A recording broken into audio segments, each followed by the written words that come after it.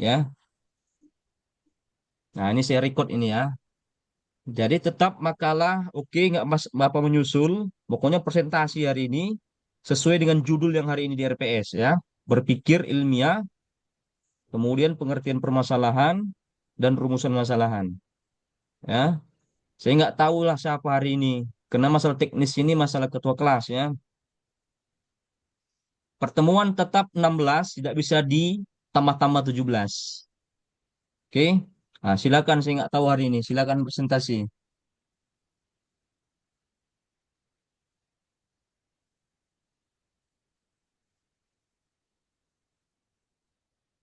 Izin Pak Dokter untuk Dibuat lagi memulai ketua diskusi. kelas apanya? Apa namanya? Dibuat ulang ini biar tahu siapa saya yang bertugas untuk tema ini. Soalnya itu yang nanti mau saya tandai mana orang-orang yang kan semua sesuai tema kan. Ya, Nah, Pak Dokter. jadi kalau nggak dikirim ke saya juga makalahnya, mau diikut UTS UAS pasti sudah nggak ada nilainya. Nah, dibuat siapa yang metode berpikir ilmiah, siapa orang-orangnya, dan saya tunggu makalahnya itu. Dan saya kasih waktu minggu depan. Jadi nggak ada alasan lagi. Ini pertemuan terakhir, ya. Ya misalnya dibilangnya udah saya kasih kelonggaran seperti ini bisa jadi dikumpulkannya pertemuan ke-15 kan bisa jadi kan. Nah, jadi kita batasi ya minggu depan. Nah, ini terikot ini ya. Minggu depan. Udah paling lama itu. Minggu depan.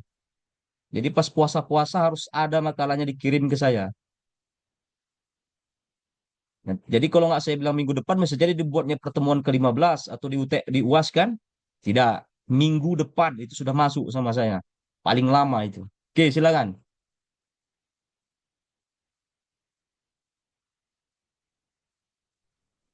Mungkin dari Ustadz Sandi Sastrawan.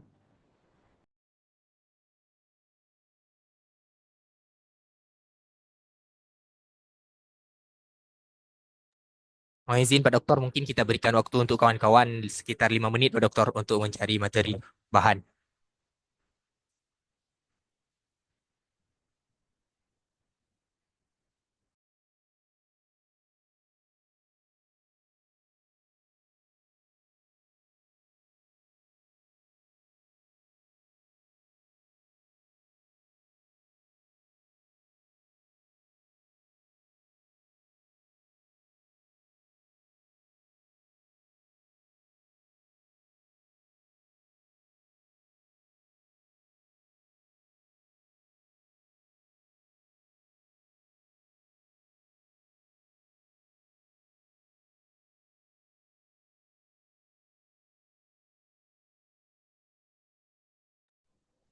Oke, mungkin Pak Ketua, saya mau coba untuk menyampaikan.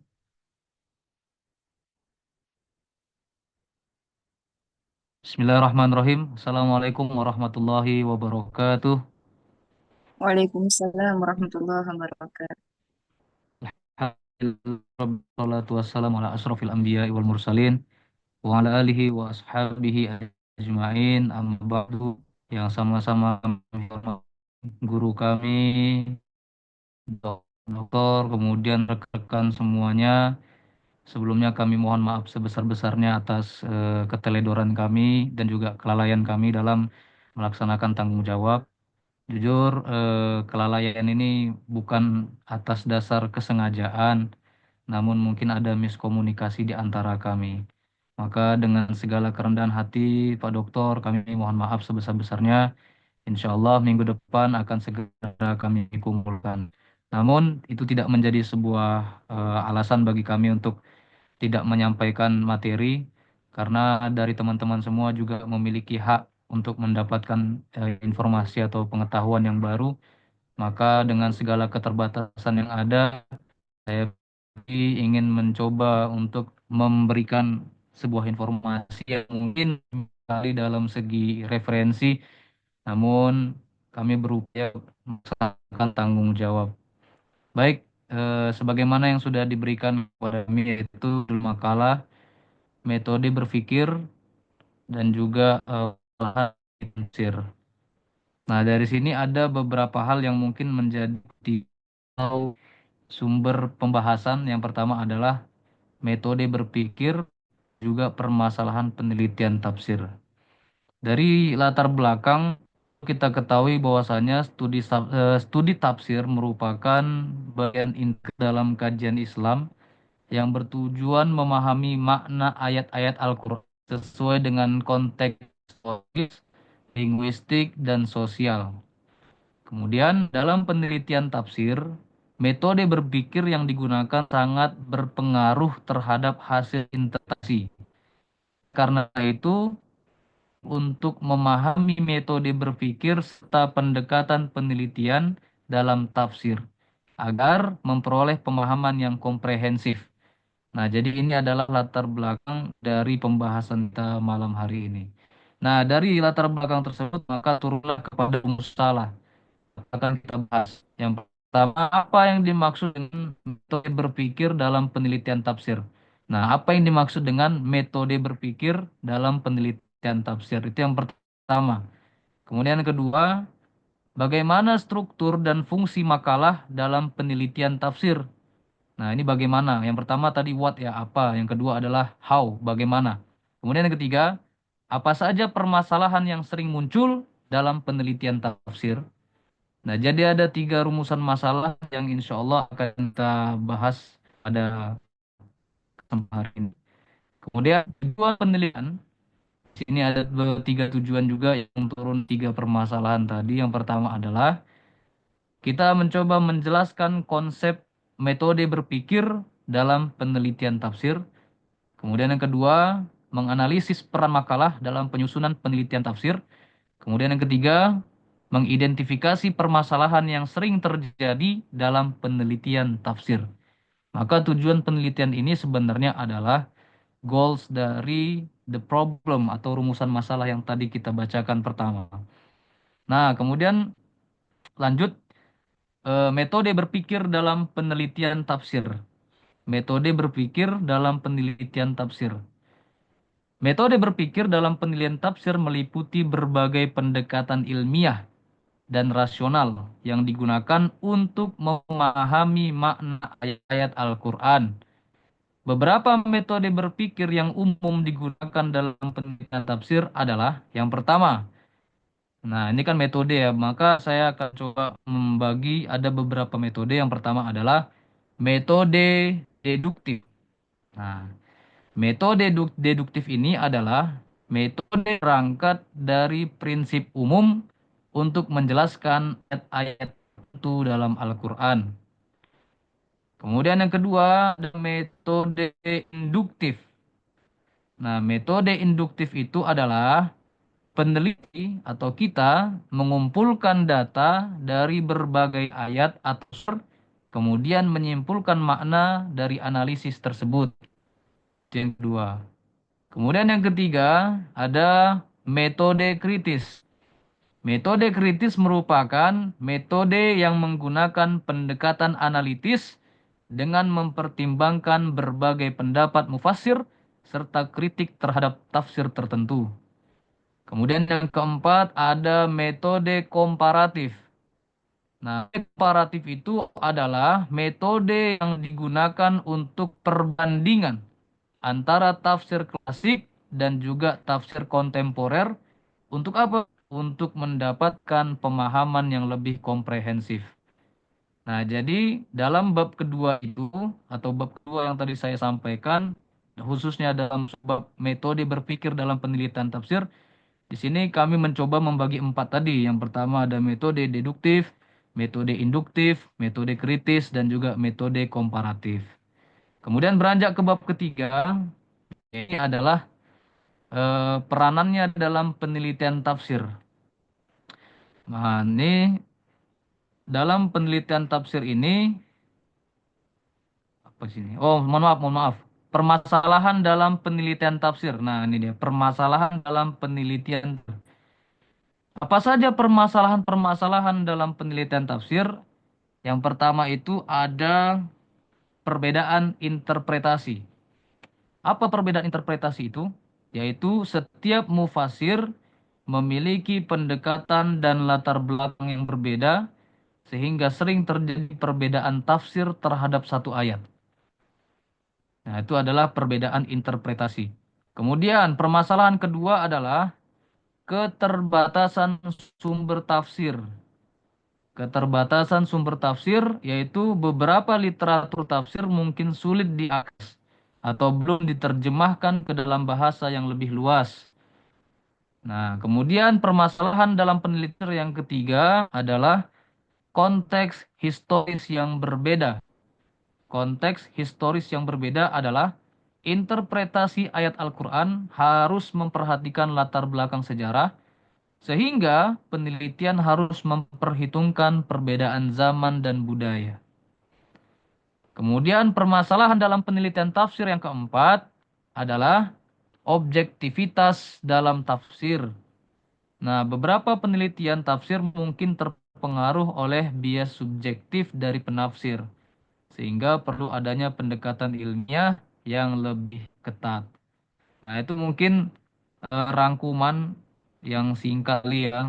Insya Allah minggu depan kami akan mengumpulkan makalah yang sesuai dengan aturan. Insya Allah. Namun ini sebagai gambaran umum atau bisa dikatakan ringkasan lah, ringkasan dari variabel judul yang ada pada malam hari ini.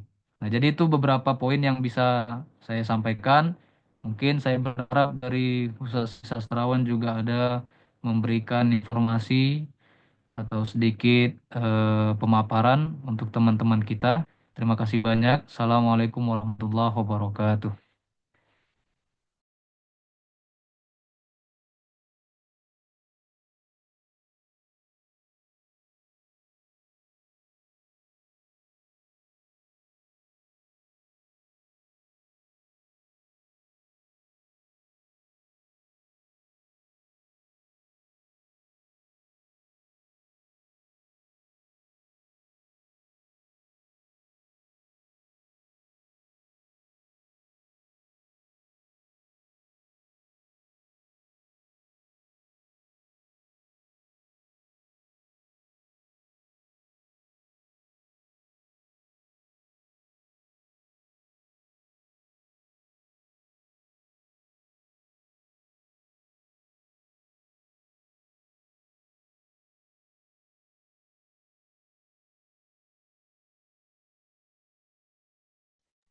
Baik, sedikit mohon maaf kepada Pak Dokter karena ketidaktahuan kami sehingga makalah bisa disampaikan.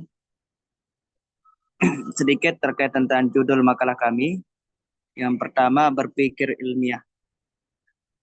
Sebelum lebih jauh menjelaskan apa yang dimaksud dengan berpikir ilmiah, ada baiknya lebih dahulu kita ketahui arti perkata dari kelompok kata tersebut. Pertama ada kata berpikir. Berpikir adalah menggunakan akal budi untuk mempertimbangkan dan memutuskan sesuatu. Sedangkan menurut Puspo Projo, berpikir adalah suatu aktivitas yang banyak seluk-beluknya, berlibat-libat, kemudian mencakup berbagai unsur dan langkah-langkah. Menurut pendapat yang lain juga, berpikir adalah proses penarikan kesimpulan. Jadi berpikir merupakan sebuah proses tertentu yang dilakukan akal budi dalam memahami, kemudian mempertimbangkan, menganalisa, meneliti, menerangkan, dan memikirkan suatu dengan jalan tertentu atau langkah-langkah tertentu, sehingga sampai pada sebuah kesimpulan yang benar. Sedangkan ilmiah, yakni bersifat ilmu, secara ilmu pengetahuan memenuhi syarat kaedah ilmu pengetahuan. Berpikir ilmiah adalah berpikir rasional dan berpikir empiris. Bersifat ilmiah apabila ia mengandung kebenaran secara objektif, karena didukung oleh informasi yang telah teruji kebenarannya dan disajikan secara mendalam, berkat penalaran dan analisa yang tajam. Berpikir rasional adalah berpikir menggunakan dan mengandalkan otak atau rasio atau akal budi manusia, sedangkan berpikir empiris berpikir dengan melihat realitas empiris, bukti nyata atau fakta nyata yang terjadi di lingkungan yang ada melalui panca indera manusia. Jadi memang tidak semua berpikir akan menghasilkan pengetahuan dan ilmu.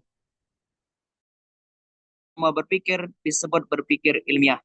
Karena berpikir ilmiah memiliki aturan dan kaidah tersendiri yang harus diikuti oleh para pemikir dan ilmuwan. Sehingga proses berpikir mereka bisa dikatakan sebagai produk ilmu pengetahuan dan bermanfaat bagi khalayak ramai dan manusia pada umumnya. Adapun langkah-langkah berpikir, menurut Jujun ada 5 langkah dalam kerangka berpikir. Yang pertama, merumuskan serta mendefinisikan masalah. Kemudian yang kedua, mengadakan studi kepustakaan. Yang ketiga, memformulisasikan hipotesa. Kemudian yang keempat, menentukan model untuk menguji hipotesa. Dan yang kelima, mengumpulkan data.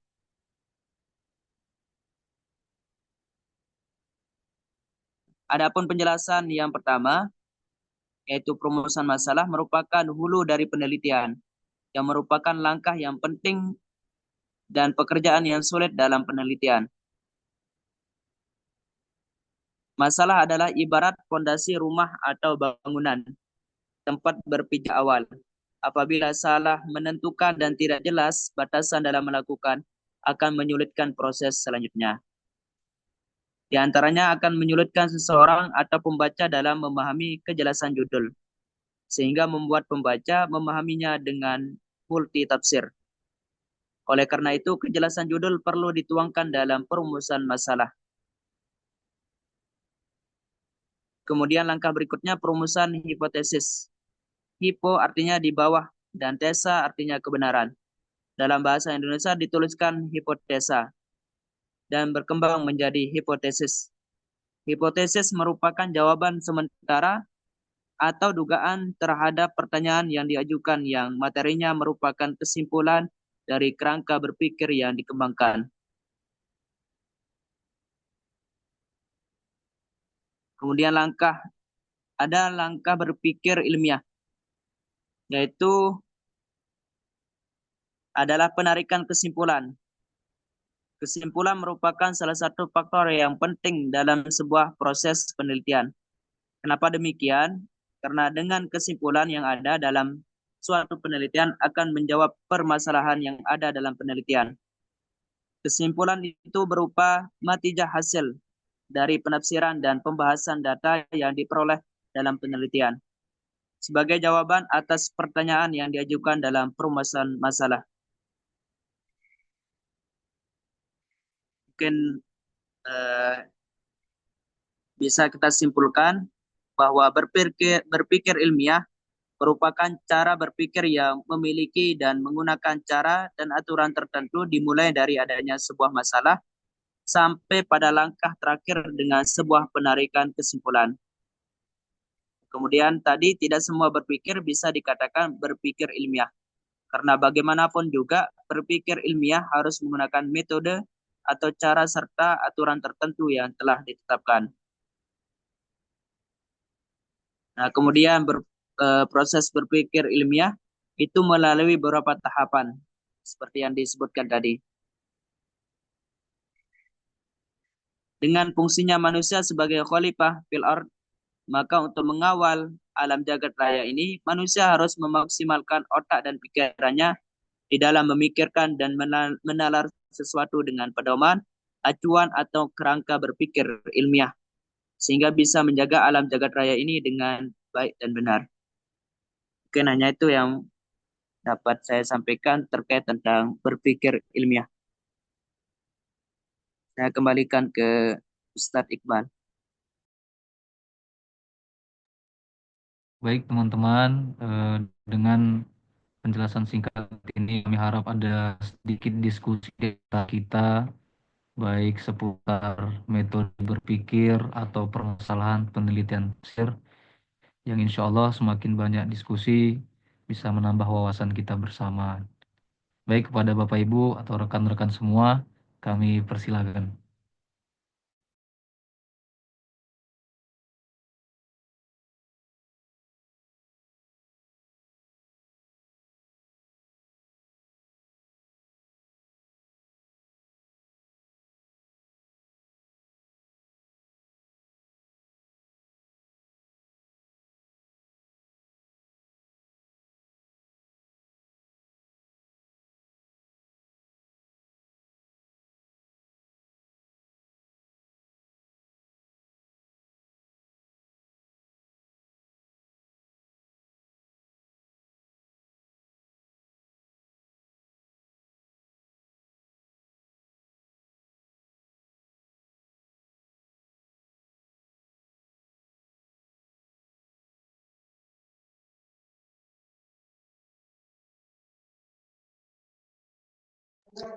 Izin Ustadz Iqbal. Oh ya Bu, Oke, silakan. mohon maaf. Mungkin begini, ketika kita nanti kita aplikasikan itu dalam bentuk penelitian, mungkin bisa dijabarkan kembali step-stepnya itu bagaimana, Ustaz? Umpamanya kita mau meneliti tentang tafsir surat ini. Kira-kira ketika kita membahas tentang kerangka berpikir ilmiah, kalau kita mau meneliti tentang ayat tersebut, ayat poligami umpamanya, step-stepnya itu bagaimana? Mungkin bisa dijelaskan, Ustaz. Oh baik Bu, kita tampung dulu ya Bu ya. Mungkin ada lagi dari teman-teman. Baik, Ustaz.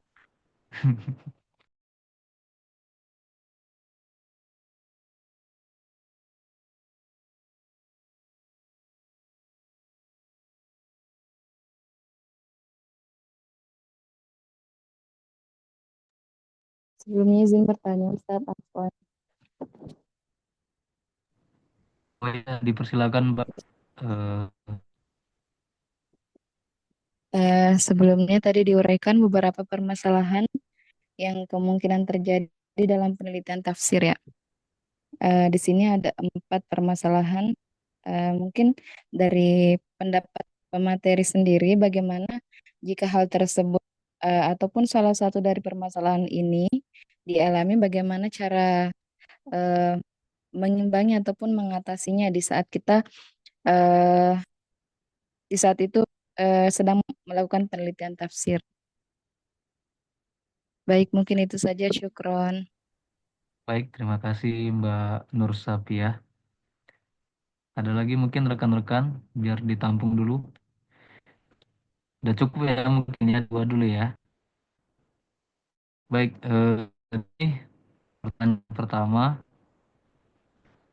langkah berpikir ilmiah dalam penelitian terhadap ayat Al-Quran dari Ustazah Fitriyatul. Mungkin pertanyaan apa saja langkah yang diperlukan atau langkah-langkah berpikir ilmiah dalam penelitian terhadap ayat Al-Quran.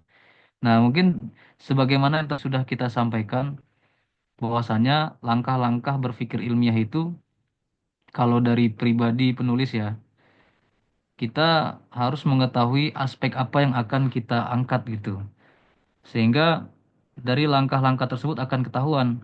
Contohnya, misalkan kita ingin dalil lebah, contoh kan lebah itu banyak manfaatnya ya, bahkan di dalam Al-Quran juga tentang uh, tahap-tahapannya itu merujuk ke metode berpikir yang tadi disampaikan. Nah, di sini metode deduktif. Nah, kita bisa mengambil konsep keesaan Allah dari prinsip tauhid dalam Al-Quran. Contohnya ya menjelaskan sifat-sifat Allah. Kemudian juga ada metode induktif. Contohnya peneliti mengumpulkan ayat-ayat yang berbicara tentang keadilan dalam berbagai konteks atau lebah, lalu menyimpulkan prinsip umum tentang konsep tersebut gitu. Kemudian ada juga metode kritis, mengkritisi perbedaan antara tafsir ini dengan tafsir yang lain. Kemudian juga ada metode komparatif. Jadi memang kalau yang saya pribadi ya, kalau melihat dari tahap-tahapan yang perlu dilakukan, kita harus tahu nih kita ini mau seperti apa, apakah komparasi atau mengkritik atau deduktif. Nah, ini kalau yang terkait dengan ini ya metode pikir. Rumusannya pun kita bisa tahu bahwasanya oh tujuan mengkritik nih ada dalil yang mengatakan seperti ini. Kan dari sumber yang lain berbeda atau komparatif bisa dibanding-bandingkan. Misalkan contoh kalau di yang pernah saya baca itu tapi di luar tafsir ya, misalkan komparasi antara nirwana dan surga contohnya. Kan kalau surga itu kan dalam konsep Islam, nirwana itu konsep Hindu kalau nggak salah. Nah, jadi ada metode yang mungkin bisa dipilih terlebih dahulu untuk bisa mengetahui tahapan-tahapan dalam penentuan penulisan tadi. Sehingga nanti dari itu kita akan bisa merumuskan dalam masalah apa dan bagaimana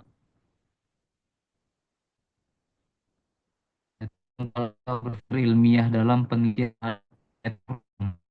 Jadi kalau misalkan isu poligami misalkan, ya sebisa mungkin memang kita mencari semua informasi atau dalil-dalil Al-Quran yang berhubungan dengan tema poligami. Nah itu kalau dia di dalam Mu'jamul Fahrus ya, ada tuh kitab Mu'jamul Fahrus itu, kalau kita cari satu judul misalkan poligami kan dia kelihatan nanti berapa jumlah kata poligami di dalam Al-Quran. Nah itu tinggal dilihat nanti di surat kelihatan semuanya. Nah itu digabungkan. Kemudian apa yang mau kita bahas? Apakah kita mau komparasi atau mungkin deduktif, induktif dan lain sebagainya. Nah, jadi memang hal yang pertama itu kita harus mencari dalil-dalil yang berhubungan dengan apa yang akan kita bahas. Nanti setelah itu baru ya seperti biasa tahapan-tahapan yang seperti yang sudah kita lakukan di saat menulis ini ya skripsi mungkin. Mungkin seperti itu sih Ustazah Fitriatul. Mungkin kalau ada tambahan dari Ustaz Sandi ya mungkin bisa disampaikan. Mungkin ada tambahan Ustaz Sandi terkait pertanyaan Ustazah Fitriatul. Nah, terkait tentang pertanyaan Ustaz Witratul tadi, bagaimana langkah-langkah berpikir mungkin sudah disampaikan oleh Pak Iqbal secara panjang lebar. Intinya menurut saya ya kita harus memahami permasalahan terkait tentang apa yang mau diteliti. Misalnya seperti Ustaz Witratul tadi masalah poligami. Ya kita harus eh, mencari apa masalah yang terkait tentang poligami. Entah itu nanti masalah orang yang tidak mau dipoligami atau masalah apa. Sebelum ke penelitian terlebih dahulu kita harus temukan apa yang ditemukan dari yang ingin kita diteliti itu. Yang hanya itu Ustaz Iqbal.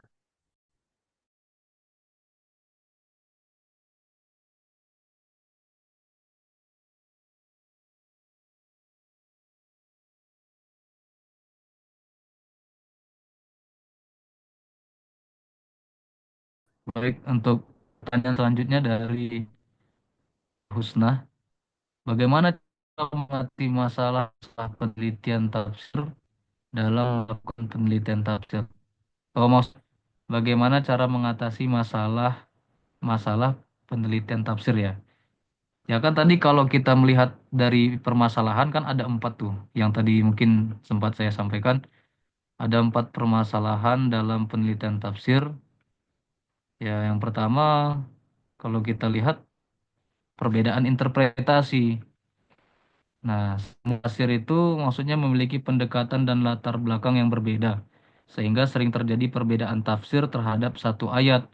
Solusinya, ya mungkin bisa menggunakan pendekatan komparatif, memahami berbagai tafsir, dan mencari kata ilmiah yang lebih luas. Jadi sebenarnya kita tahu permasalahan, misalkan ada empat tadi itu, ini ada empat masalah nih dalam penulisan tafsir. Ya berarti lawan katanya saja itu. Solusinya ya lawan katanya aja. Jadi kalau misalkan ada perbedaan interpretasi, solusinya ya kita coba menggunakan pendekatan komparatif atau perbandingan, tujuannya untuk memahami berbagai tafsir dan mencari kesepakatan ilmiah yang lebih luas, mencari kesepakatan di situ, bukan untuk mencari perdebatan. Kemudian yang kedua, tadi kan permasalahan yang disampaikan ada keterbatasan sumber tafsir. Nah, keterbatasan sumber tafsir itu maksudnya apa? Ya, mungkin ada beberapa literatur tafsir yang sulit diakses atau belum diterjemahkan ke dalam bahasa yang lebih luas. Maka, solusinya adalah memanfaatkan sumber-sumber digital, perpustakaan akademik, serta menerjemahkan literatur penting ke dalam bahasa yang lebih umum. Nah, jadi kan memang untuk era sekarang ini lebih mudah dalam mengakses informasi khusus mencari sumber-sumber referensi, baik itu digital mungkin atau offline, perpustakaan akademik, kemudian melihat jurnal-jurnal yang sudah level Sinta, dan sebagainya. Bahkan kalau kita terjemahkan bahasa Arab, ya kita ada apa namanya? Ada fasilitas Google Translate. Nah, jadi memang sebenarnya lebih mudah gitu untuk mendapatkan sumber-sumber informasi yang berhubungan dengan tafsir. Nah, itu yang kedua tuh tadi, mengatasi masalah yang kedua. Kemudian kalau melihat dari permasalahan yang ketiga tadi, kan ada konteks historis yang berbeda, ada konteks sejarah yang berbeda. Maksudnya apa tadi? Yaitu interpretasi ayat Al-Quran harus memperhatikan latar belakang sejarah, sehingga penelitian harus memperhitungkan perbedaan zaman dan budaya. Solusinya adalah kita menggunakan pendekatan historis dan hermeneutik untuk memahami makna ayat sesuai konteks sosial. Jadi memang harus ada pendekatan sejarah atau histori dan hermeneutika untuk memahami ayat sesuai konteks sosialnya. Apakah ayat ini masih relevan atau mungkin sudah kontemporer atau sesuai dengan zaman dan budaya saat ini. Nah, jadi memang harus menggunakan pendekatan tadi. Kemudian permasalahan yang keempat yang tadi sudah disampaikan di awal, adanya objektivitas dalam tafsir. Apa yang dimaksud dengan objektivitas dalam tafsir? Yaitu beberapa penelitian tafsir mungkin terpengaruh oleh bias subjektif dari tafsir, sehingga perlu adanya pendekatan ilmiah yang lebih ketat. Ya maksudnya ini ya bias subjektif itu ya mungkin ada unsur privat atau unsur pribadi dalam menafsirkan, karena kan memang bias subjektif ini ditakutkan adanya dominan hawa nafsu ya, dominan hawa nafsu dari seorang penulis karena mungkin dia ada rasa trauma terhadap suatu hal, kemudian atau mungkin ada fobia terhadap suatu aspek, kemudian dia mengubah informasi tersebut ya karena mungkin bias subjektifnya. Maka solusinya apa untuk menghindari objektivitas dalam tafsir tersebut? Yaitu menggunakan metode penelitian berbasis data. Ya, menggunakan metode penelitian berbasis data, mengacu pada berbagai sumber tafsir, serta menerapkan metode kritik teks dalam analisis tafsir. Nah, jadi memang semua itu diharapkan menggunakan data yang mengacu berbagai sumber tafsir dan lain sebagainya. Ini untuk menghindari masalah objektivitas dalam tafsir. Nah, mungkin itu sih yang bisa kami jawab kepada Ustazah Husna ya, bagaimana cara mengatasi masalah-masalah tersebut. Baik, mungkin itu aja yang dari yang bisa saya sampaikan. Ada lagi dari teman-teman? Izin pemateri, Ya, izin silakan bertanya. Pak Ketua. Oke, terima kasih atas presentasi pada malam ini dan materi-materi yang diberikan. Di sini saya ingin bertanya sedikit mengenai bagaimana tantangan dalam mengintegrasikan tafsir Al-Quran dengan ilmu sosial, ilmu sains, dan ilmu filsafat untuk menjawab persoalan-persoalan kontemporer yang terjadi pada saat ini. Sekian, mungkin hanya itu pertanyaan saya. Terima kasih, Pemakalah. Sama-sama Pak Ketua. Jawab tadi, kami persilakan.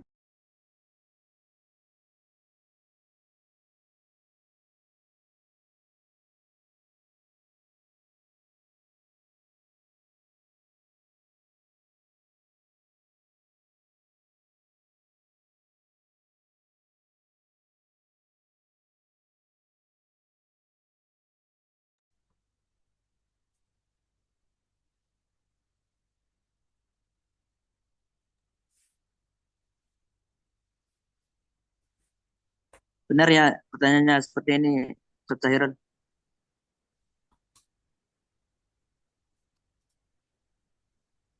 Izin, Ustaz. Apa, Ustaz? Yang ada di obrolan ini. Benar enggak pertanyaannya seperti ini? Benar, benar, benar, benar.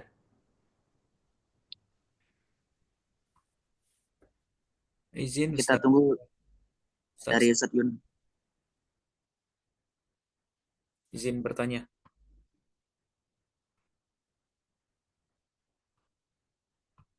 Gimana, Ustaz Sandi, Ustaz Iqbal? Oh, kami persilakan Ustaz Yunal. Ya, Tafadhol Ustaz. ya. Terima kasih sebelumnya.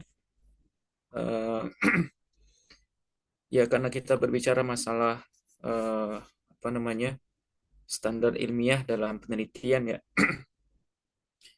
Eh, Beberapa minggu atau mungkin bulan 1 atau 2 bulan yang lalu, saya melihat ya mungkin sebagian teman-teman juga apa namanya pernah menonton video eh, yaitu sidang mahasiswa S2 di Al-Azhar Mesir ya, yang kebetulan waktu itu disidang oleh salah seorang dosen Mesir Al-Azhar, yaitu Sayyid Usama Al-Azhari ya. Nah, dalam persidangan itu kami melihat bahwa Said Usama itu mengkritisi terkait dengan sumber atau referensi yang digunakan oleh mahasiswa yang bersangkutan, yang dianggap tidak sesuai atau melanggar kaedah-kaedah ilmiah dalam sebuah penelitian. Walaupun sebenarnya itu adalah penelitian tasawuf ya, tapi yang titik tekan yang saya tanyakan di sini itu adalah apakah benar ketika sebuah penelitian kalau merujuk kepada penelitian itu sebenarnya penelitian tasawuf yang membahas masalah tasawuf. Nah, cuma yang bersangkutan itu merujuk pengertiannya dari salah seorang ulama yang justru kontra dengan istilah tasawuf itu sendiri, yaitu Syekh Ibnu Taimiyah gitu. Nah, sehingga menurut saya Usama, apa yang dilakukan oleh mahasiswa yang bersangkutan itu tidak ilmiah atau melanggar kaedah-kaedah ilmiah, karena dia mengambil referensi dari apa namanya dari tokoh yang bukan mendukung atau setuju dengan istilah tasawuf itu sendiri. Nah, padahal kalau kita lihat ya dalam kitab-kitabnya Syekh Ibnu Taimiyah ini, beliau juga mengkaji sebenarnya apa namanya ilmu-ilmu tentang tazkiyatun nafs yang sebenarnya tidak dikasih nama dengan istilah tasawuf gitu ya. Nah, cuma karena Said Usamah dari aliran Aswaja, Ahlus Sunnah wal Jamaah, Asy'ariyah, Maturidiyah, sehingga beliau memandang itu tidak tidak memenuhi standar ilmiah gitu. Nah, pertanyaan kami, apa sih standar ilmiah dalam eh, mengambil referensi dalam sebuah penelitian gitu? Benar nggak? Atau apakah apa yang dilakukan oleh Dr. Said Usama Al-Azhari waktu itu ketika beliau kalau nggak salah mahasiswa itu tidak diluluskan, kalau saya nggak salah ya. Tapi nanti silakan mungkin ada teman-teman yang menonton sampai akhir, khususnya yang alumni Mesir, apakah itu mahasiswa diluluskan atau enggak. Tapi sependek yang saya ketahui, yang saya dapat informasi itu enggak lulus karena tidak memenuhi standar ilmiah dalam hal pengutipan referensi. Nah, jadi supaya hal itu tidak terjadi di penelitian kita di bidang tafsir, ada nggak kriteria khusus terkait dengan pengutipan referensi yang seandainya kita mengutip itu, maka itu nggak dianggap ilmiah gitu. Nah, ini saya kira sangat apa namanya sangat penting supaya nanti dalam penelitian kita tidak salah kutip, tidak salah referensi, tidak salah dalam mengambil apa namanya masadir atau maraji gitu. Nah, kemudian mungkin secara pribadi mungkin Pak Doktor mungkin bisa menilai juga apakah layak seorang penguji tidak meluluskan apa namanya mahasiswa yang diujinya hanya karena perbedaan ideologi seperti itu. Nah, itu juga apa namanya? Apakah ilmiah itu nanti lintas ideologi atau seperti apa? Kalau seperti itu kan bisa aja orang yang beda secara apa namanya eh, prinsip ideologinya bisa saja itu berbuat tidak tidak ilmiah ketika dia menguji atau ketika dia membaca penelitian orang lain karena berbeda secara keyakinan seperti itu. Ya, mungkin itu saya minta pendapat kepada pemakalah dan juga kepada Pak Dokter nantinya bagaimana standar ilmiah dalam pengutipan itu. Ya, terima kasih. Insya Allah luar biasa sekali Oke, saya pertanyaan jawab dari dulu Ustaz ya. Nanti Imam. lupa pula saya. Ini penting juga standar Baik, Pak ilmiah ya. Dokter. Pertama kita dudukkan dulu kampus kita dulu namanya universitas. Ya, university. Namanya kaji studi akademik. Nah, modelnya dari mana kita ambil model universitas? Modelnya dari barat dulu. Dari namanya sudah university, namanya akademik. Akademik itu bahasa Yunani, namanya akademia. Siapa yang menemukan kata akademia itu Sokrates kemudian dituliskan oleh muridnya Plato. Namanya akademia yang akhirnya nanti ya pada akhirnya nanti yang namanya belajar, yang namanya mencari sumber kebenaran itu lebih ditekankan kepada mahasiswanya, bukan kepada gurunya. Makanya terkenal istilah Sokrates, aku tidak bisa mengajar, tapi aku hanya bisa membuat murid-murid berpikir. Just that make them thinking, ya. Itu dituliskan oleh nanti muridnya Plato. Nanti dibuatlah suatu namanya akademia namanya. Sampai nanti kita gelar kita pun Pak Yunus Isra dulu S1-nya apa? Di Rosaat Islamiyah, Ustaz. Di Gelarnya apa? Sarjana Studi Islam, SSI, Nah, sarjana studi Islam itu gelar apa namanya? gelar akademik. Gelar akademik. Akademik itu berasal dari kata Yunani, Plato. Bagaimana gelar akademik ini metodenya? Beda dengan Timur Tengah. Timur Tengah cara belajarnya sebelum masuk Helenisasi, nanti sejelas Helenisasi ya. Di akhir studi nanti ini kan mesti diskusi. Apa itu Helenisasi? Sebelum masuk Helenisasi, cara belajar Islam mulai Islam hadir, mulai Nabi Muhammad itu namanya sistem halakoh. Apa sistem apa namanya? Sistem halakoh rabitoh ya. Jadi lebih kepada gurunya membacakan kitabnya, kemudian mahasiswa itu mendengarkan. Istilahnya dari up to bottom. Beda dengan teorinya Socrates Plato ini akademia. Akademia ini namanya maiotika. Nah, maiotika itu bahasa Yunani, artinya ibu hamil. Hmm. Udah saya jelaskan ya teman pertama ya. Ini kan masalah ini kan maiotika ibu hamil. Nah, jadi untuk mencari yang namanya sumber ilmiah kebenaran itu, guru itu Socrates itu dia tinggal jalan-jalan atau dalam bahasa Yunaninya peripatetik, dalam bahasa Arabnya masyaiyah. Masya itu jalan-jalan. Misalnya tanya tentang masalah takwa. Menurut Anda takwa itu apa, Siti Yuliati? Bla bla bla bla bla bla bla. Nah, kemudian jalan lagi dia. Masya iya kan jalan-jalan. Menurut Anda takwa itu apa, Mario Parhan? Bla bla bla bla bla bla.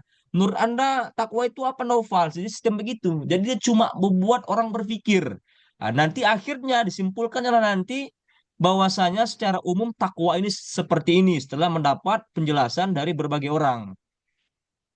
Nah, Mayotika itu lebih banyak muridnya itu berpikir atau teori ibu hamil tadi ada bidan, ada ibu yang melahirkan. Mayotika tadi ya. Nah, yang lebih banyak bekerja itu adalah ibu yang hamil tadi itu. Bidan itu hanya membantu saja, memandu saja. Tarik napas, kemudian tahan, tarik napas. Yang nanti melahirkan itu si ibunya. Jadi kalau dalam dunia akademik ya, yang dilahirkan itu ideologi, ya ideologi. Jadi dosen itu hanya bisa memantau saja, tidak usah banyak bicara. Kalau bisa dosen itu dapat kayak Socrates tadi itu, jalan-jalan dapat ilmu dia. Bertanya tentang takwa apa, menurut Anda takwa apa, menurut Anda takwa apa. Karena kita ini metode-metode barat, akademia. Akhirnya nanti sampai masuk Helenisasi, dunia Timur Tengah pun mengikuti metode ini. Kira-kira gitu ya gambarnya Pak Yunus ya. Jadi kalau Ya. penguji ya berbeda dia ideologinya secara akademik itu tak boleh itu dibatalkan studinya itu. Kalau SOP-nya, makanya ada SOP-nya. Nah, ini kita pelajari SOP-nya di sini. SOP-nya kalau sudah benar, ya, tadi ada deduktif, ada induktif, bagaimana cara dia merumuskan masalah, bagaimana dia apa namanya membuat referensi rujukan ilmiahnya. Nah, kalau sudah standar SOP-nya itu tidak bisa dibatalkan. Yang namanya ideologi tak bisa dibatalkan. Ideologi itu harus dibuktikan dengan data-data, dengan tulisan. Nah, jadi kalau ada dosen, ya gara-gara hanya berbeda ideologi dalam tataran akademik ya, nah itu tidak bisa dibenarkan. Nah, Hmm. kira-kira gitu ya, gambarnya Baik, gitu ya. Silakan dilanjut. ya, terima kasih, Pak.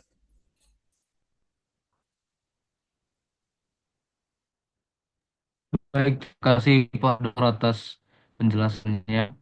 Baik, tadi ada pertanyaan pertama itu dari Ustadz Syahirul. Bagaimana tantangan dalam mengintegrasikan penelitian tafsir dengan ilmu sains, filsafat dalam menjawab tantangan zaman? Sini saya coba menjawab bahwasanya memang mengintegrasikan itu kan menyatukan ya, menyatukan antara satu aspek dengan aspek yang lainnya. Pasti dalam penggabungan itu banyak sekali problem atau tantangan. Nah, apa saja sebenarnya tantangan-tantangan dalam mengintegrasikan penelitian tadi? Yang pastinya adanya perbedaan paradigma keilmuan. Nah, maka solusinya adalah mengembangkan pendekatan epistemologi integratif yang menggabungkan wahyu dan akal dalam memahami realitas. Nah, ini kalau dalam latihan kita antara empiris dan juga wahyu kan, apa yang bisa kita masuk ke arah akal sehat, kemudian dengan dalil-dalil nakli maupun akli itu yang kita gabungkan. Maka memang tantangannya seperti itu, perbedaan paradigma keilmuan. Yang satu filsafat, yang satu lagi secara supranatural. Nah, kita gabungkan apa korelasi penyatuan di antara kedua tadi. Kemudian yang kedua tentang mengintegrasikan penelitian tafsir dengan ilmu yang lainnya itu pasti ada keselarasan dengan metode ilmiah. Nah, keselarasan dengan metode ilmiah, maka solusinya apa? Menggunakan pendekatan hermeneutik ilmiah yang tetap mempertahankan isi ajaran Islam sambil membuka ruang dialog dengan ilmu pengetahuan. Jadi kita tidak tertutup dengan ilmu pengetahuan tadi, justru kita tetap mempertahankan esensi ajaran agama Islam. Kemudian yang ketiga, tantangan selanjutnya adalah resistensi dari kalangan tradisionalis. Nah, pasti akan ada muncul. Maka solusinya adalah meningkatkan kajian akademik tentang manfaat integrasi tafsir dengan ilmu lain untuk memperkaya pemahaman Islam. Kemudian, tantangan integrasi selanjutnya adalah interpretasi yang tidak selalu konsisten. Maka solusinya apa? Kita harus melakukan penelitian lebih mendalam dengan mempertimbangkan prinsip-prinsip metodologi tafsir dan keilmuan modern. Nah, itu tadi mungkin yang bisa saya jawab kepada Ustaz Sahirul. Bagaimana tantangan-tantangannya ada 4 juga dan itu ada solusinya tadi. Mudah-mudahan memberikan pemahaman kepada teman-teman yang lain. Mungkin ada tambahan sebelumnya dari Ustaz Sandi terkait pertanyaan Ustaz Sahirul sebelum nanti kita mencoba menjawab pertanyaan Ustaz Yunal.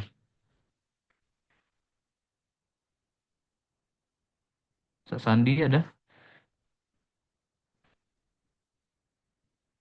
Kalau tidak Mungkin ada mungkin kita coba menjawab.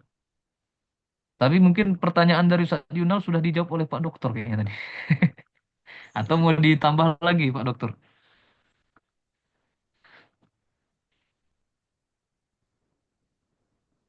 mungkin kita tanya Lanjut dulu Sayunan diskusinya, dulu. masih lama lagi kan? Selama Pak ya. Iya, iya. Mungkin ada Ustaz Sandi, ada penambahan jawaban dari pertanyaan Ustaz Sahirul atau mau langsung ke Ustaz Yunal?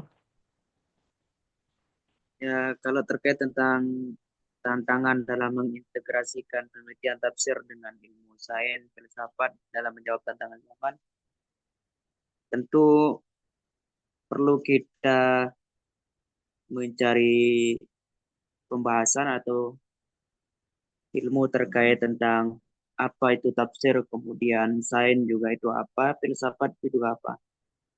Kemudian perlu juga kita mengetahui apa yang dibahas di tafsir, apa yang dibahas di sains, kemudian apa yang dibahas di filsafat.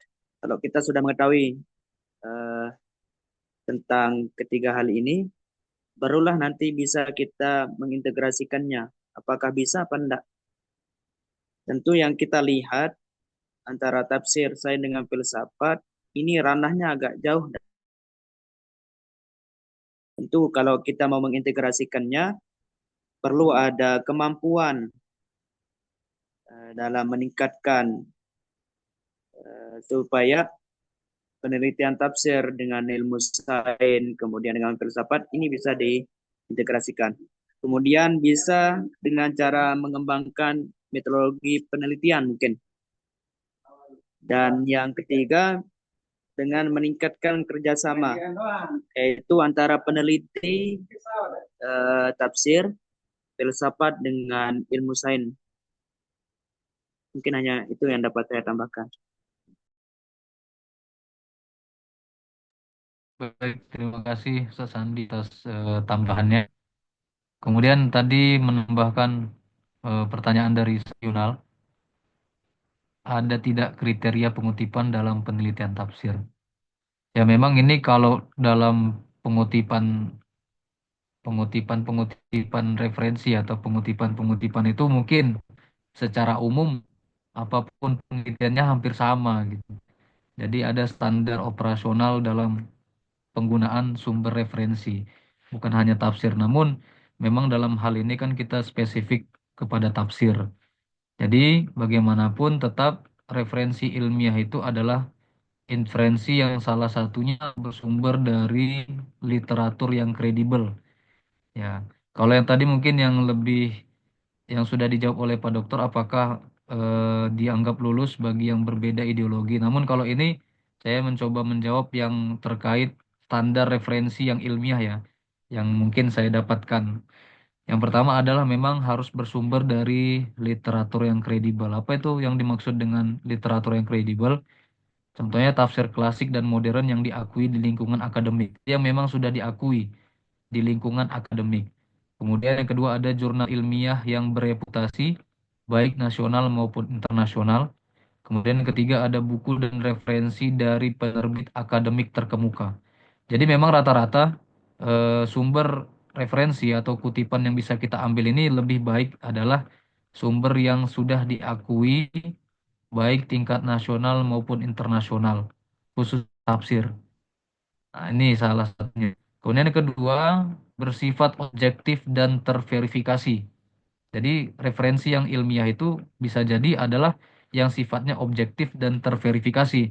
Apa yang dimaksud dengan hal tersebut? Yaitu menggunakan metode ilmiah yang dapat dipertanggungjawabkan. Jadi harus dipertanggungjawabkan. Kemudian yang kedua, menghindari referensi dari sumber yang bias atau tidak memiliki dasar akademik. Jadi memang kita harus berupaya untuk menghindari pendapat-pendapat atau informasi yang tidak diketahui sumbernya.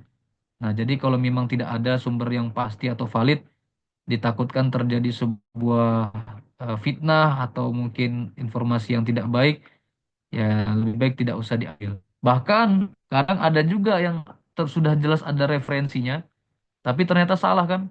Teringat dulu ketika yang makalah pertama kali Nabi Adam itu ada agama samawi dan lain sebagainya.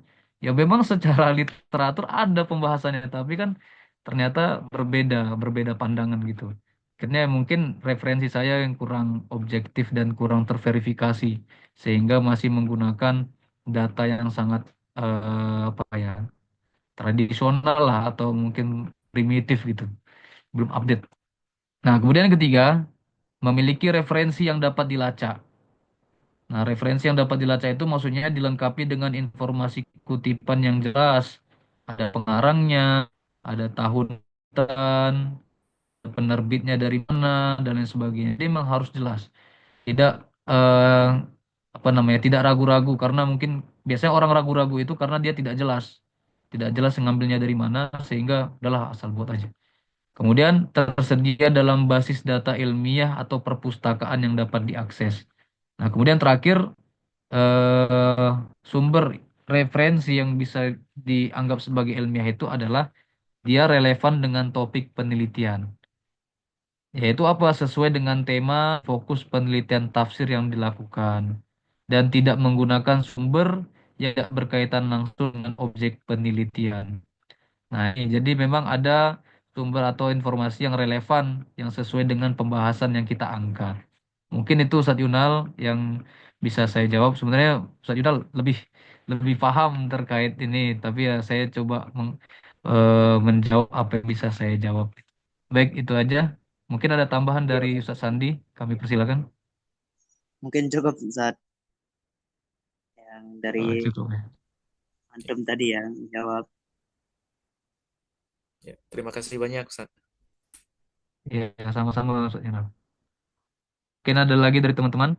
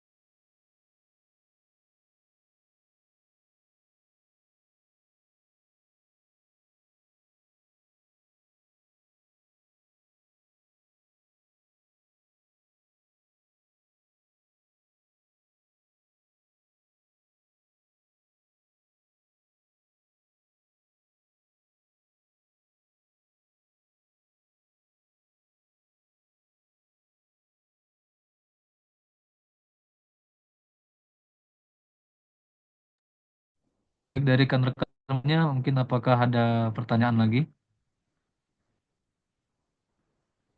Jikalau tidak ada, ya mungkin dengan segala kerendahan hati, kami kembali kepada Guru Dr. Zakar Husin Lubis.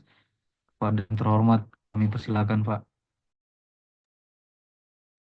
Nah, ini masih lama lagi. Masih 19.39.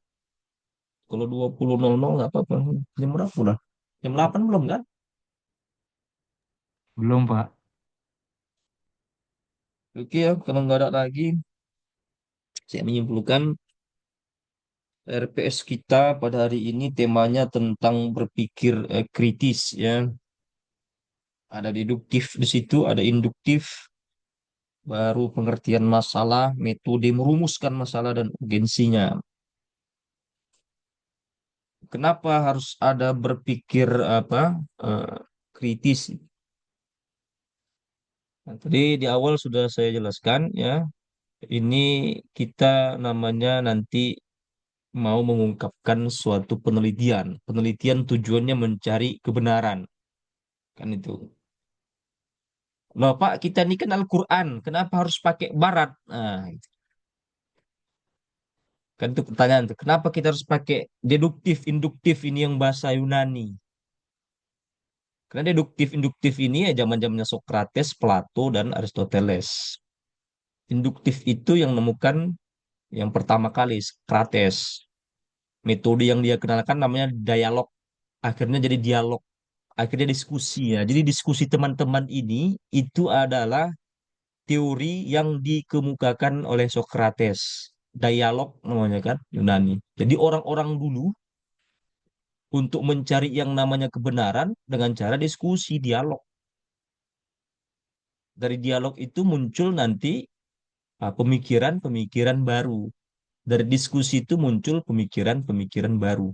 Ini jauh sebelum Masehi ya.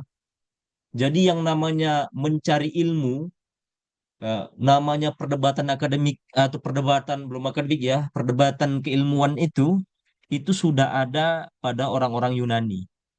Jadi peradaban keilmuan yang paling lama itu adalah Yunani. Itu peradaban yang paling pertama.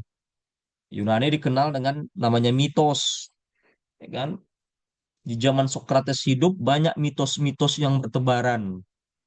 Mulai dari alam ini, apakah bulat, apakah datar, bagaimana dia terbuat, apakah dari air, apakah dari api, apakah dari uap, ya. Yang tokoh-tokohnya Thales.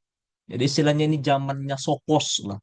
Zamanan Sopos itu namanya apa ya? Relativisme. Ah, ini istilah relativisme. Relativisme ini banyak kebenaran sehingga pada zaman Sokrates ini saking banyaknya kebenaran bingung mana kebenaran yang sesungguhnya. Nah, relativis kan begitu, relativisme itu kan aliran pemahaman yang memegang banyak kebenaran. Jadi masalah alam, ada yang mengatakan alam tercipta dari api, ada yang mengatakan alam tercipta dari air. Thales, Anaximandros, Anaximenes, kan itu tokoh-tokohnya.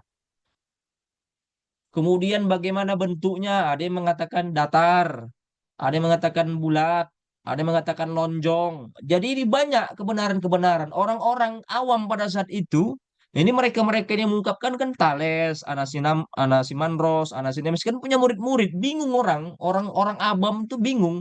Terus yang betul tuh mana bumi ini? Bentuknya bulat, ada yang bilang bulat, ada yang datar. Cerita dari api, bingung orang. Makanya namanya relativisme. Relatif itu kebenaran itu nggak ada yang absolut, nggak ada yang tunggal.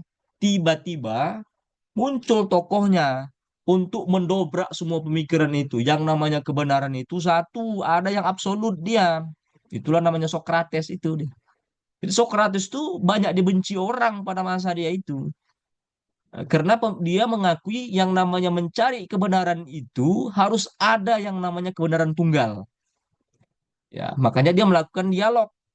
Dia dialog terus. Menurut Anda gimana alam itu seperti di ini? Menurut Anda gimana? Akhirnya disimpulkan sama kayak Nabi Ibrahim lah, ya kan? Lihat apa namanya kebenaran tentang Tuhan. Ada malam, oh ini Tuhan. Oh, ternyata hilang malam, muncul matahari. Oh, ternyata malam bukan Tuhan, ada matahari. Sampai dia menemukan kesimpulan bahwasanya ada yang betul-betul yang mengatur di semuanya. Kira-kira gitulah pemikiran Sokrates. Tidak mungkin yang namanya hidup itu relatif. Yang namanya kebenaran itu harus jelas. Harus ada tunggal dia, yang namanya kebenaran itu. Nah, jadi pemikiran Sokrates ini mengusik semuanya aliran relativisme pada masanya. Bayangkannya dia banyak dimusuhin. Ya. Kemudian pemikiran-pemikiran dia ini ya disambut para pemuda, makanya dijuluki Godfly of Athena ya, lalatnya Athena. Kenapa lalat? Lalat itu kan sifatnya menyebalkan ya, hinggap ke sini, ngajari apa hinggap sini. Sebenarnya Sokrates tuh penghinaan orang-orang sama dia. Karena pemuda-pemuda tuh banyak yang senang sama pemikirannya. Iya betul juga ya.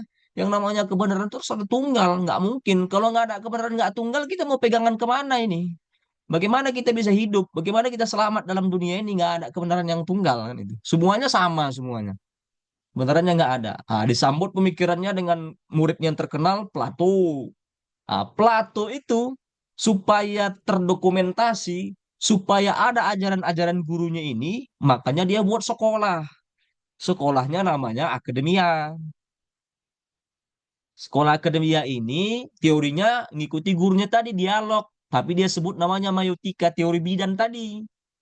Nah, untuk mencari kebenaran itu lebih banyak itu seharusnya itu orang yang berdiskusinya, muridnya, bukan si dosennya, bukan si gurunya. Jadi lebih kepada ya orangnya langsung gitu. Baru kemudian disambutlah pemikiran dia ini gurunya murid yang terkenal Aristoteles mengenalkan metode deduktif. Untuk mencari kebenaran harus dari yang umum-umum dulu. Jadi dikumpulkan yang umum-umum dulu, dari umum-umum yang dikumpulkan menjadi konsep ini akhirnya menuju satu kesimpulan yang khusus. Makanya dari umum ke khusus. Nah, dibalikkan ke misalnya studi teks Al-Quran, studi sastra, misalnya tentang takwa. Takwa itu kan umum. Item-itemnya apa? Ya, kayak di surah Al-Baqarah yang pertama itu. Takwa itu item-itemnya apa? Kalau kita bahas masalah takwa, misalnya tesisnya nanti, itemnya apa? Satu, bicara dengan yang gaib. Nah, itu sudah mengkhusus dia itu. Kemudian apa lagi? Salat. Apalagi yang di Al-Baqarah itu. Kemudian zakat, kemudian mempercayai nabi yang datang, kemudian nabi yang sebelumnya, yang satu lagi eh, mempercayai hari akhirat. Nah, inilah namanya takwa. Dari yang umum dia menjadi khusus atau dalam bahasa Al-Qur'annya dari mutasyabi lah. Mutasyabi dikumpulkan akhirnya bisa dipahami. Oh, menjadi lebih paham orang, menjadi terhukum dia, muhkam jadinya. Ini di mana dibuat, Pak? Di latar belakang masalah dalam penulisan. Jadi standar penulisan ilmiah, standar penulisan yang namanya mencari kebenaran, ilmiah itu standar mencari kebenaran itu harus dia melalui proses deduktif. Jadi buat latar belakang masalahnya itu, misalnya dia mau teliti tentang yang umum, teliti yang deduktif, harus dibuat ide pertamanya itu secara umum. Teliti tentang durian. Secara umum durian ini apa disebut? Buah-buahan. Buah-buahan adalah makanan suplemen manusia supaya manusia sehat tubuhnya. Dari segala macam buah-buahan, buah-buahan yang paling enak adalah durian. Masuk dia ke khususnya durian. Sebenarnya dia bahas tentang durian nih judulnya nih. Nah, itu deduktif. Itu yang diajarkan Aristoteles atau yang logika sederhananya namanya logika Aristoteles, logika matematika, silogisme. Setiap manusia pasti mati. Yunal Isra adalah manusia. Maka kesimpulannya Yunal Isra pasti mati. Itu yang sederhananya. Nah, makin terus berkembang nanti. Makin berkembang. Sampai nanti metode berpikir silogisme deduktif ini pada suatu saat ya setelah abad Afklarung Enlightenment ketika Eropa mulai bangkit kembali ya masanya Francis Bacon Bacon tulisannya Bacon Francis Bacon ya Francis Bacon itu abad 16 maka dia katakan untuk mencari kebenaran tak perlu lagi yang namanya yang dari umum-umum itu nggak akurat itu kita memprediksi tapi dari sumber yang khusus ya itulah induktif sebenarnya pemikiran ini cikal bakalnya dari gurunya Socrates tadi itu kan tapi dikembangkan pada modern ya abad kemodernan itu kan apa namanya enlightenment itu kan Aufklärung itu lahir kembali kenapa lahir kembali ya karena yang namanya ilmiah itu dimulai dari Yunani. Kemudian di Eropa mengalami masa kegelapan. Ya, abad ke 3, 4, 5, 6, 7, 8, 9, 10, 11 ini kan masa kegelapan. Islam kebalikannya masa kejayaan. Dan Islam ini dia sudah terkontaminasi dengan filsafat-filsafat yang ada di Yunani. Inilah namanya Helenisasi. Jadi Helen itu menyebarkan budaya Yunani. Bicara Yunani pasti bicara tentang Sokrates, bicara tentang filsafat. Kapan Yunani ini Helenisasi itu dimulai, Pak? Ya zaman sebelum Masehi, sebelum Nabi Muhammad lahir. Siapa yang bawa itu? Muridnya Aristoteles, namanya Alexander Agung, Alexander the Great tadi itu kan. Sampai di Mesir pun namanya diabadikan. Siapa di sini yang S1-nya Mesir? Siapa yang S1-nya di sini Mesir? Ada nggak? Saya Ada. Ustaz. Pernah ke Alexandria? Iya, pernah Ustaz. Dari mana nama Alexandria itu? Nama Kurang Alexandria tahu dari mana? Hmm? dari ini ya sih Ustaz. Apa saya Dari Alexander, Alexander Agung, Alexander the Great. Alexander ini siapa? Orang Yunani, Raja Makedonia. Dia taklukkan semuanya Timur Tengah, ya termasuk Mesir. Makanya namanya diabadikan. Alexandria di Mesir. Dia taklukkan Persia, dia taklukkan Syria. Pokoknya jazirah-jazirah Arab dia taklukkan. Berarti artinya apa? Dunia Arab yang kita bilang misalnya miskin literasi dengan penyebaran budaya Yunani terkontaminasi filsafat dia. Ditambah ketika Islam jaya, ya masa Umayyah Abbasiyah terjadi penerjemahan besar-besaran. Jadi khalifah itu berani bayar ya orang-orang yang cinta filsafat, dia bayar itu seberapa banyak tinta habis untuk menuliskan filsafat dia bayar. Jadi segala bentuk peyunanian dibahasa Arab kan itu. Cobalah nanti jadi namanya terjemahan besar-besaran dari bahasa Yunani ke bahasa Arab.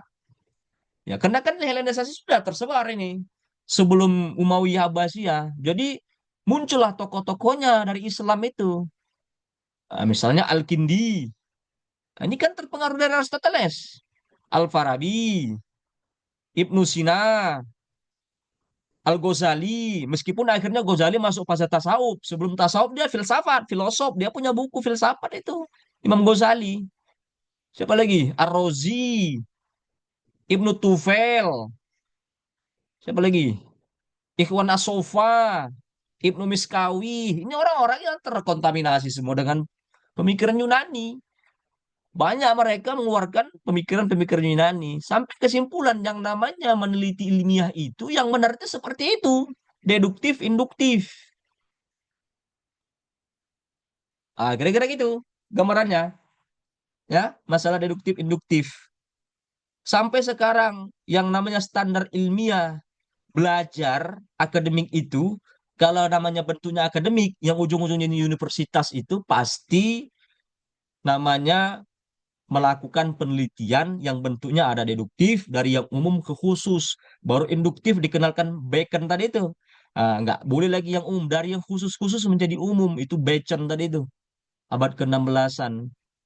Jadi yang mana yang bagus, Pak? Dua-duanya bagus. Jadi dalam latar belakang masalah nanti, mau pakai induktif boleh. Berarti kalau misalnya cerita tentang ketakwaan, judulnya tentang takwa, dia sebutkan dulu yang item-item tadi itu kan. Iman kepada yang gaib, apalagi kemudian berzakat, mendirikan sholat, percaya kepada Rasul yang datang dan sebelumnya, baru determinisme, apa percaya kepada eskatologis hari akhir, baru ujung-ujungnya takwa. Nanti dalam penulisan latar belakang masalah begitu, jangan yang aneh-aneh. Itu gambarannya ya, gambaran sederhananya begitulah. Jadi begitulah latar belakang masalah. Karena kita ini universitas, ikuti metodenya akademia, begitu. Sampai sekarang mungkin di Mesir di S1-nya tidak ada yang namanya penulisan kan. Jadi di S1 di Mesir itu ya mesti mengadopsi ala Timur Tengah asli kan. S2-nya baru ada penulisan ya. Coba yang Mesir, S2-nya ada penulisan. Ada penulisan nggak? Ada Ustaz, Magisternya. Nah, ada. S2-nya baru mereka itu sudah mulai mengikuti gaya metode Barat. Ya karena sudah terkontaminasi dengan Helenisasi tadi itu kan. S1-nya masih gaya Timur Tengah. Tidak ada penulisan. Jadi inti kita kuliah ini kan bisa nulis ya, bisa membuktikan kebenaran dengan tulisan. Baru masuk ke pengertian masalah.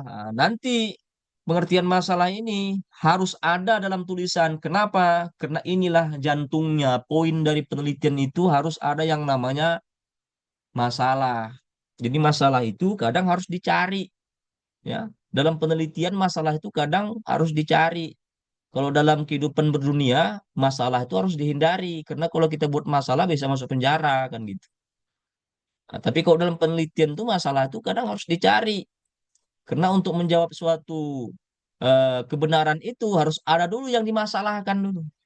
Harus dicari, itu harus tampil. Itu yang nanti kita buat nanti di bab 1 itu. Permasalahannya. Ya. Caranya gimana rumuskannya, Pak? Pakai deduktif, induktif tadi itu. Dari yang umum ke khusus. Dari yang khusus ke umum, dan harus sistematis, harus sinkron dengan yang namanya tema. Temanya apa? Baru dirumuskan dia. Cara rumuskannya gimana? Dari latar belakang masalah nanti ditemukan beragam masalah atau bahasa lainnya identifikasi masalah itu kan ragam masalah, menemukan masalah, ada banyak masalah di latar belakang masalah itu, begitu banyaknya dibatasi baru dirumuskan. Ya. Jangan langsung dirumuskan. Jadi kita baca latar belakang masalahnya ya dari deduktif induktif atau induktif deduktif tadi, kemudian dibatasi baru dirumuskan. Nah, rumusan masalah ini nanti itu jawabannya ada di bab 5. Itulah kesimpulan. Jadi kalau penelitian kita lihat pertanyaannya, rumusan masalahnya tidak sesuai dengan jawabannya yang ada di bab 5, berarti penelitiannya bisa tidak diterima. Jadi harus jelas. Berapa pertanyaan Pak dibuat di situ? Bisa 1, bisa 2. Kalau dia studi tokoh, ya Usahakan pertanyaannya satu saja. Karena di bab 3 itu langsung profil tokohnya. Misalnya teliti tentang Quraisy Shihab, ngapain lagi ditanya Quraisy Shihabnya? Jadi di bab 3 itu profilnya Quraisy Shihab. Siapa ini Quraisy Shihab, tinggal di mana, latar belakangnya gimana, tafsirnya apa. Jadi pertanyaan cukup satu saja untuk menjawab yang ada di bab 4 secara detail. Ya. Jadi pertanyaannya itu nanti untuk menjelaskan analisa yang ada di bab 4. Jawaban yang sederhananya ada di bab 5. Tapi kalau dia tidak studi tokoh, pertanyaannya buat dua. Pertanyaan pertama untuk menjawab yang ada di bab 3, pertanyaan kedua untuk menjawab di bab 4. Jadi dua pertanyaan. Bisa buat 3, 4, bisa saja. Tapi kan ini lebih sederhananya, supaya gampang orang membaca. Ya, jadi buat satu atau dua pertanyaan saja. Untuk tingkat tesis usahakan, pertanyaannya itu ya apa ya? Ya epistemologi lah ya. Jadi urgensi ya urgensi dengan adanya rumusan masalah satu lebih fokus penelitian kita nggak kemana-mana. Jadi kita patokannya ke pertanyaan itu aja. Pertanyaan masalahnya mana? Bagaimana bla bla bla bla bla bla. Nanti kita pokoknya begitu saja jawabannya. Ya balik kepada rujukannya masalahnya apa pertanyaannya. Lebih fokus. Masalah pun bisa dijawab. Kira-kira kalau nggak terjawab berarti ada yang salah mungkin. Jadi harus terjawab ya. Akhirnya nanti kesimpulan ini, jawaban dari permasalahan sudah dijawab ini harus aksiologinya harus jelas, ya, relevansinya harus jelas. Ada nilai etika, berguna untuk orang banyak dia harus. Itu relevansinya, harus berguna untuk orang banyak dari kita teliti ini. Nah, itu dia yang namanya penelitian. Harus ada nilainya, harus ada etika itu aksiologi ya. Kalau dalam dunia filsafat itu harus ada nilainya. Relevansinya ke masyarakat banyak apa? Nah, kira-kira gitu gambaran untuk RPS kita hari ini ya, deduktif, induktif, metode rumusan masalah, dan urgensinya. Sampai sini ada yang ingin ditanyakan atau di closing statement? Silakan, masih ada waktu beberapa menit. Kalau nggak ada, silakan di closing statement.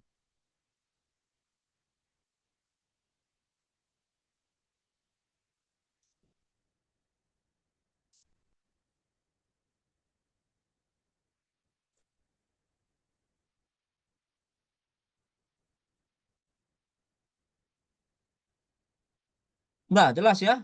Udah clear semua lah ya. Nah, Ustaz. Nah, masalah nanti buat ngambil literasi, literasi yang ilmiah, standar ilmiah itu cari dari jurnal-jurnal ya. Jurnalnya bukan jurnal yang abal-abal. Cara supaya gampang dia membuat footnote, download yang namanya, nah ini saya tunjukin aja. Ini saya sering gunakan ini nih. Download ini nih, Mendeley. Kalau nggak Mendeley, Zotero. Ini Mendeley ini gunakan Mendeley. Sudah ada yang download Mendeley? Sudah ada yang download Sudah. Mendeley? Nah, ini cara mau buat referensi itu Mendeley. Karena ini langsung terkonek dia ke jurnal-jurnal. Ini standar apa untuk mencari literasi ilmiah itu gunakan Mendeley karena langsung dia sinkronnya ya. Sinkron Mendeley ini. Coba kita buka misalnya. Nah, beginilah Mendeley ini. Dia langsung sinkron ke Word kita. Nah, nah ini tinggal kita kutip saja. Ya nantilah saya share YouTube-nya ya. Tinggal kita kutip langsung masuk ke Word-nya. Nah, gitu ya. Nanti juga kita belajar gimana cara menghindari plagiat supaya tidak apa banyak plagiatnya. Ya namanya penelitian kita ini kan penelitian yang humanior lah, kemanusiaan ya. Apalagi penelitian tentang teks, sastra. Ya sudah banyak kadang apa yang kita teliti ini sudah ada juga orang yang meneliti. Nah, supaya menghindari plagiatnya banyak, nanti kita pelajari nanti ya. Atau saya share juga YouTube-nya ya. Jadi sebelum minta tanda tangan sama dosennya, sebelum nanti ujian sidang, dicek dulu pakai itu. Jadi tidak hanya pakai apa, Turnitin saja, ada tambahannya nanti. Ya, turnitin, habis dari turnitin kan ketahuan ketahuan tuh berapa persen tuh plagiatnya. Nah, yang boleh kan cuma berapa? 30% kan? Nah, misalnya 40%, gimana supaya nggak 30%? Nanti kita pelajari lagi. Pakai nanti ada nanti pas spinner ya. Pakai apa lagi? Para apa? Ada yang terbaru itu ya. Sekarang teknologi makin canggih, makin gampang sebenarnya penelitian sekarang. Ini yang baru ini apa nih? Coba ya. Spinner satu lagi namanya para apa namanya? Para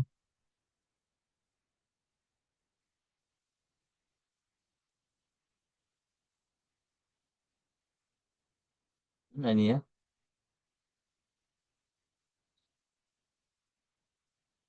Parafrase, parafrase. Dan nanti kalau misalnya udah dibuat Turnitin, dibuat lagi di parafrase. Ya, setelah parafrase, kalau masih kurang lagi, dibuat di spinner. Biar supaya murni itu karya kita. Nggak ada duplikatnya sama yang lain. Selesai itu ya. Nah, silakanlah di closing statement ya. Makalah saya tunggu minggu depan. Makalah. Tolong ketua kelas diulang tulis ya. Tulis ulang itu biar supaya kelihatan siapa yang hari ini yang dapat tema berpikir ini, berpikir kritis ini. Silakan di closing statement. Kita terakhir ini jumpa lagi di bulan bulan 4 Empat. minggu kedua. Jadi selama Ramadan sudah bisa dibuat proposal mininya. Jadi nggak ada lagi nanti alasan nggak nemu judul, ya belum dapat masalah. Jadi harus semuanya harus presentasi. Jangan kayak gini lagi nih kan. Jadi bisa komunikasi. Selama Ramadan coba dibuat proposal mininya. Ya, silakan apa? Nama makalah. Statement. Baik, terima kasih kepada guru kami, Pak Doktor, dan juga seluruh rekan-rekan yang berbahagia. Telah sampailah kita pada penghujung pembelajaran. Semua yang sudah disampaikan, semua yang sudah dipaparkan, tiada lebih dan tiada kurang untuk kebaikan dan mencari keridhaan Allah Subhanahu wa taala. Kami selaku pemakalah yang saat ini khilaf mengucapkan ribuan maaf kepada seluruh rekan-rekan semuanya, khususnya insya Allah beberapa hari lagi kita akan kedatangan bulan suci Ramadan. Jangan sampai ada rasa dendam, sakit hati di antara kita. Maka saya pribadi dan juga rekan kami, Ustaz Sandi Sastrawan, mengucapkan minal aidin wal faizin. Mohon maaf lahir dan batin kepada seluruh rekan-rekan semuanya. Sebelum kami tutup, ada sedikit pantun. Siang hari makan kuaci, makan bareng sama Ibu Asih. Cukup sekian acara atau presentasi hari ini. Saya ucapkan banyak terima kasih. Assalamualaikum warahmatullahi wabarakatuh. Assalamualaikum warahmatullahi wabarakatuh. Oke, saya live ya. Waalaikumsalam. Selamat berlibur, selamat berpuasa Ramadan. Assalamualaikum Terima kasih. warahmatullahi wabarakatuh.